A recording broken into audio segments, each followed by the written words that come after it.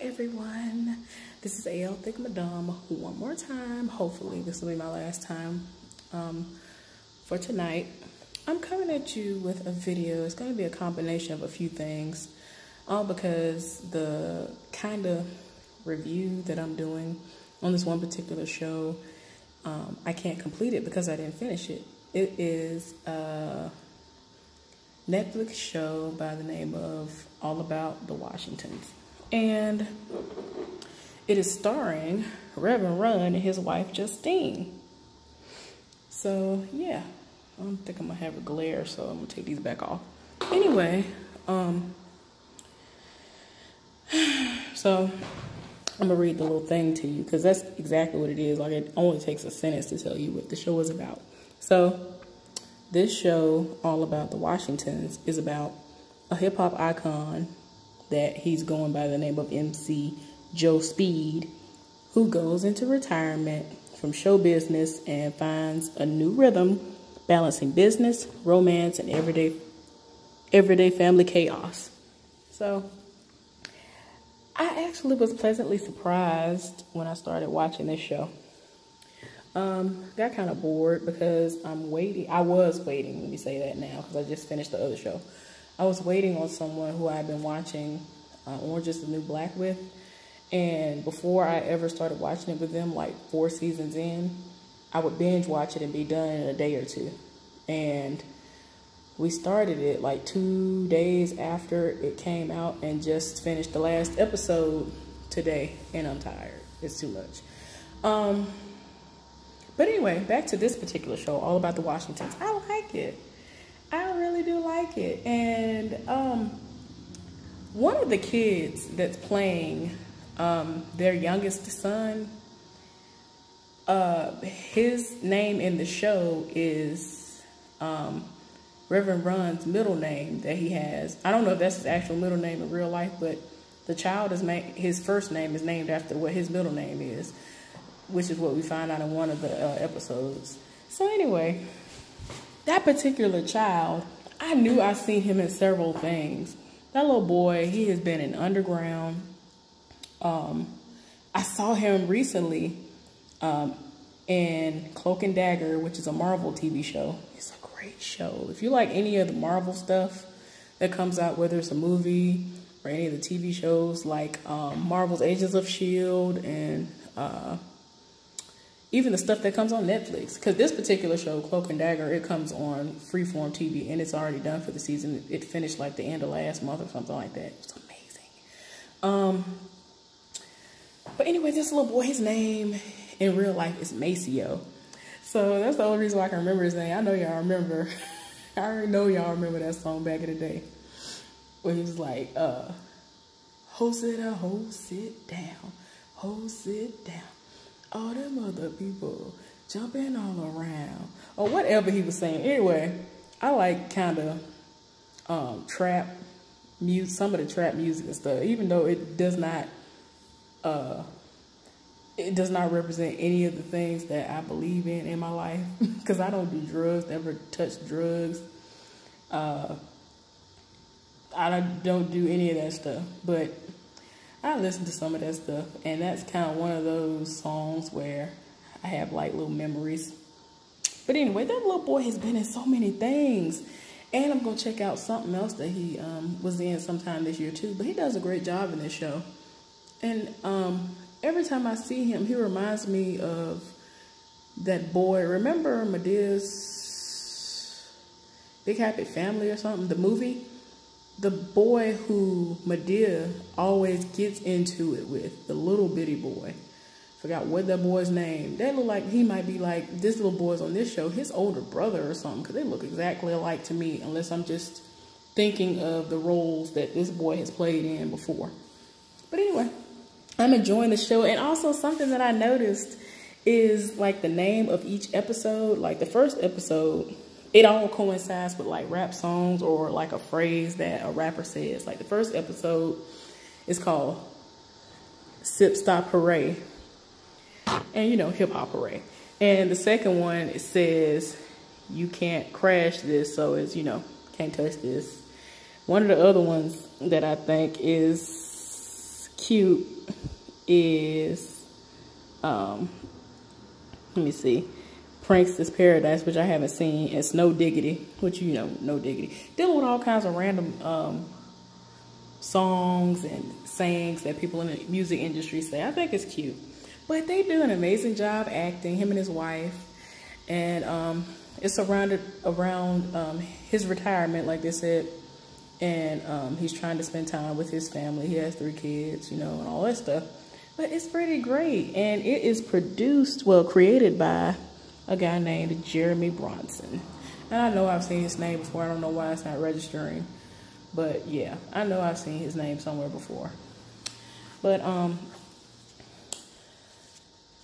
something else that I wanted to touch on about that. I think y'all should check that out, by the way. To me, it's family friendly, really funny.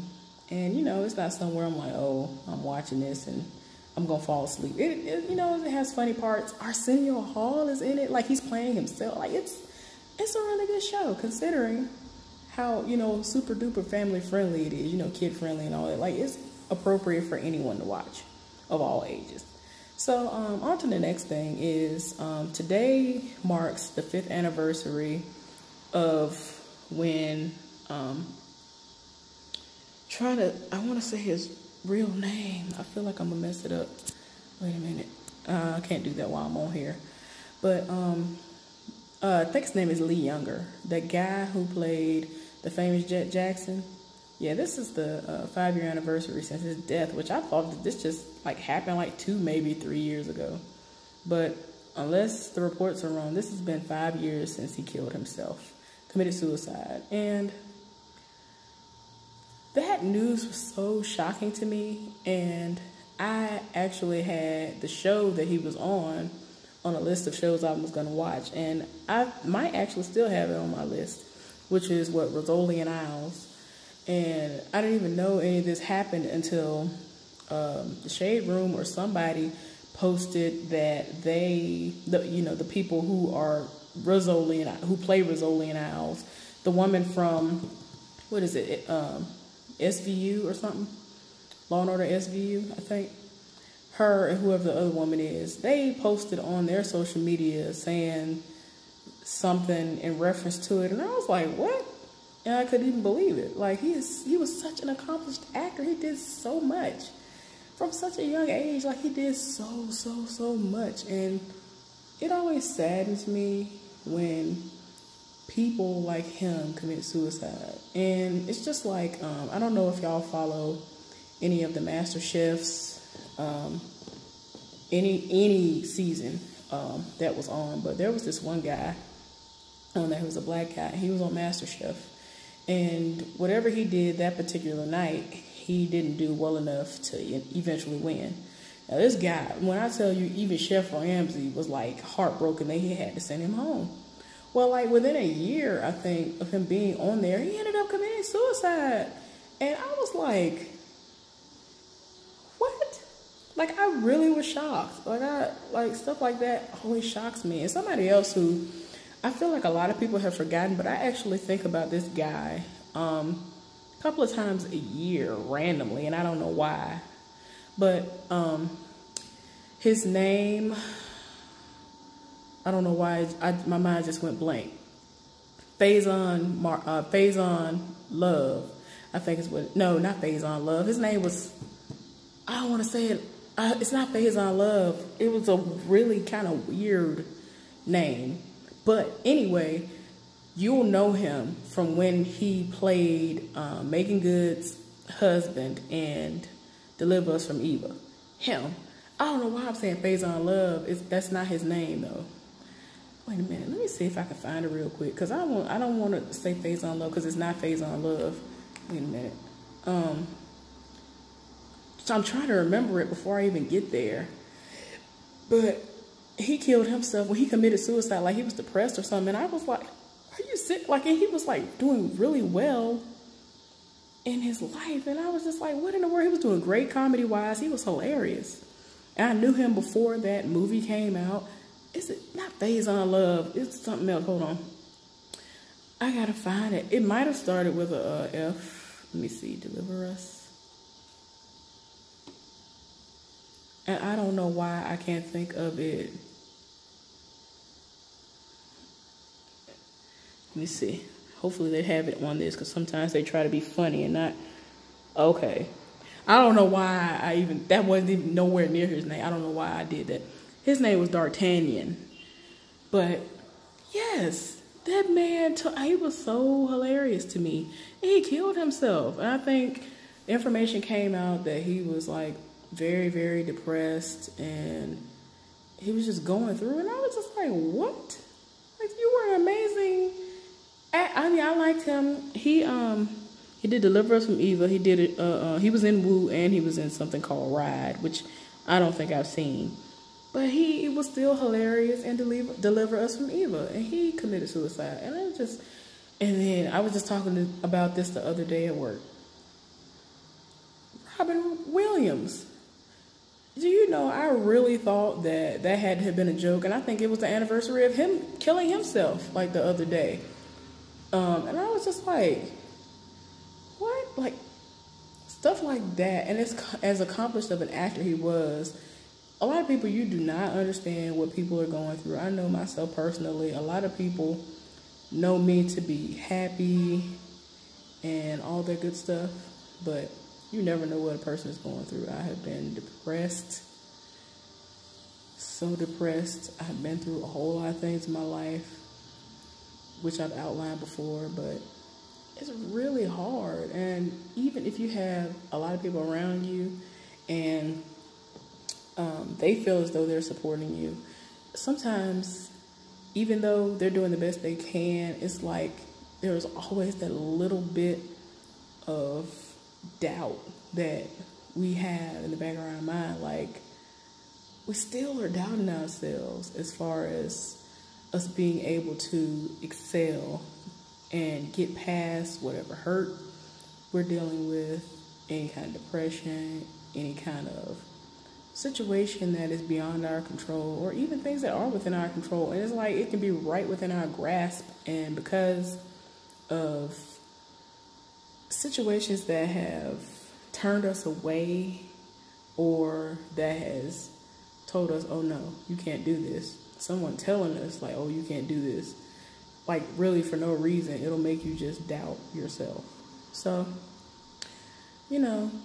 I just hope that people who are thinking this way and who suffer like that, I just want people to be able to reach out to someone and speak to someone, either on the phone, have some sort of people who you can get that emotional support from, in order to just get through it and continue to live. Because I have friends who have told me that they want to kill themselves, and I've literally gotten on the phone with them and been talking to them, and they were about to kill themselves, and luckily I was available and not, indisposed for whatever reason, because there are times that I will turn my phone off because I'm in the middle of doing something, and I can't just pick up my phone like that and have any type of interruptions. And